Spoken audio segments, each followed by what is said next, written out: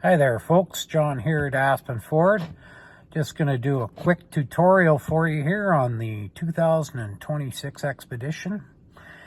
It's a nice rig, but there are some really neat new features on how to adjust your steering wheel, your pedals, and how to set your cruise control. I am going to go over that with you quick, and if you have any questions, just give me a call. Thank you. So as you can see, the dashboard has changed on the Expeditions. We got a smaller steering wheel and we got a dash up here, and we also have our screen right here.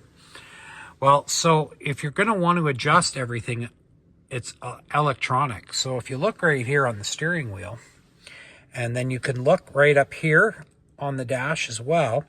If I was to touch the steering wheel, it moves around, right? So if I want to adjust something here, I just have to go up here and I'll go over to my steering wheel, come back here, and then I can adjust my steering wheel up and down, in and out. Okay, pretty neat. And the same goes if I go back out here. I can do it with the pedals as well. It is a very touchy screen. So if you're not used to it, it does take a little getting used to, but I can move my pedals in and out as well.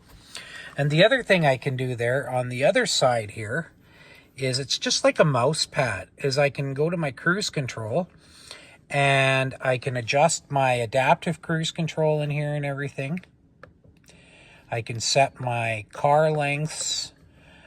My resume and set is all right here. Okay, that has changed, and it's a little more techy for a lot of people. But I just thought I would take this time and show you how to do that. And if you have any questions about it, just give me a call at Aspen Ford. Thank you.